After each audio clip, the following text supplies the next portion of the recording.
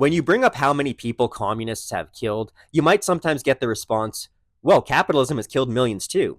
And you might wonder how someone can even believe this. But you have to remember the communist worldview about economics and class. Communists think that every economic system before communism is in reality political and classist. In their mind, true socialism would serve the proletariat, while capitalism ultimately always serves the bourgeoisie. It's not just that you can consider whether an individual is an investor. They think humanity as a whole has been objectively divided into collective interests based on people's relationship to production. But the truth is, while you can group people into categories, these categories do not act.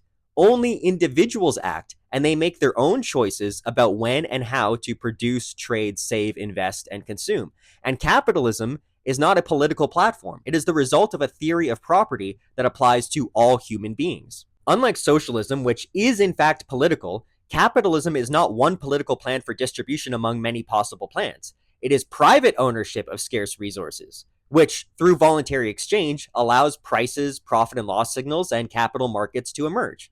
Socialism is the attempt to replace that process with political allocation.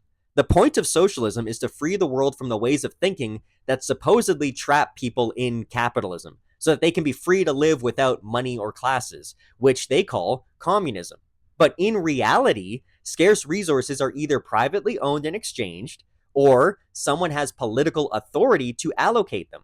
And whoever has that authority is the state. Planners can redistribute in countless different ways, but they are still central planners. There is no third position when it comes to conflict over scarce resources.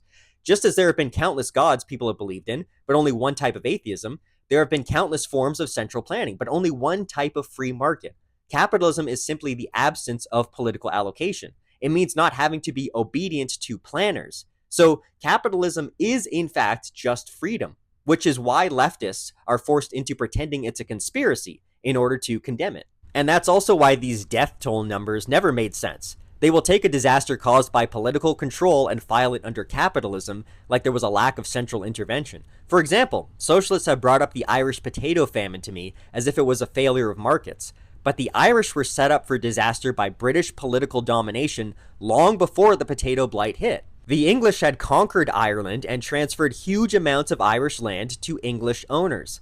Many of those landlords lived in England, while managers rented tiny plots to Irish tenants in exchange for labor and cash crops. The Irish had insecure rights to the land they worked and often had no right to the improvements they made on it. So they were squeezed into subsistence living with little ability to build capital, improve the land, or protect themselves against disaster. The potato could feed a family on a small amount of land, and landlords benefited from the fact that the potato did not deplete the soil and allowed a larger percentage of the estate to be devoted to grain crops for export to England, something they pursued because the English had enacted the protectionist corn laws, which kept grain prices artificially high. So before the blight even arrived, conquest and protectionist laws had already made Ireland vulnerable. Then, when the crops failed, Britain did not do too little. It intervened in ways that made things worse. Here's a quote from an article by Mark Thornton. The workhouses, an early version of New Deal make-work programs, only made the problem of poverty worse. A system of extensive public works required heavy taxation on local economy. The English officials directed money away from projects that would increase productivity and agricultural output into useless road building. Most of these roads began nowhere and ended nowhere. Worse yet, the policy, established by Sir Charles Trevelyan, to pay below market wages, which you can well imagine were pretty low, meant that workers earned less in food than the caloric energy they typically expended in working on the roads. The British government opened soup kitchens in 1847, and these were somewhat successful because they mimicked private charity and provided nutrition without requiring caloric exertion or significant tax increases. But the kitchens were quickly ended.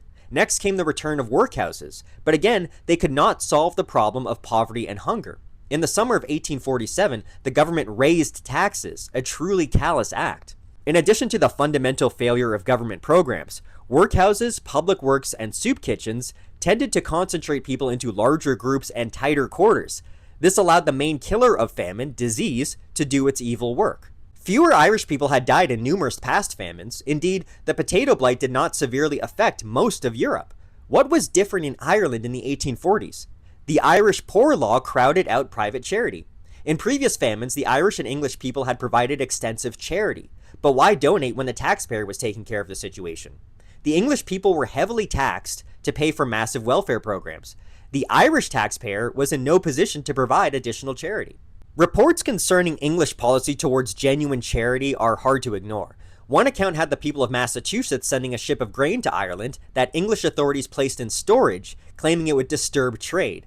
Another report had the British government appealing to the Sultan of Turkey to reduce his donation from £10,000 to £1,000 in order to not embarrass Queen Victoria, who had only pledged £1,000 of relief. So when someone says the Irish potato famine was capitalism, they are ignorant at best and trying to launder government mismanagement at worst. The famine was not private property and free exchange failing. It was conquest, insecure property rights, protectionism, taxation, and public works by the crown.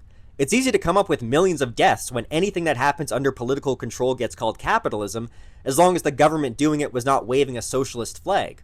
Well, newsflash, all national flags are socialist flags.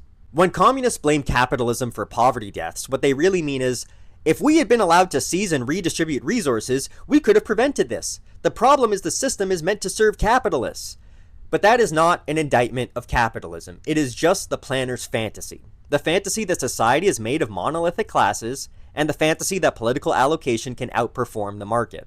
Their proposed solution is the very thing already on trial. The conversation begins with communism's record of famine, shortages, repression, and collapse, and their only answer is to repeat the same promise that sold those regimes in the first place. There's this myth that maybe capitalism gives us luxury goods, but communism would at least guarantee dignity. But that's not the trade-off. Even if you only cared about the basics, you still need prices. You still need to know whether a given resource should go to farms, transport, storage, housing, medicine, distribution, or fuel.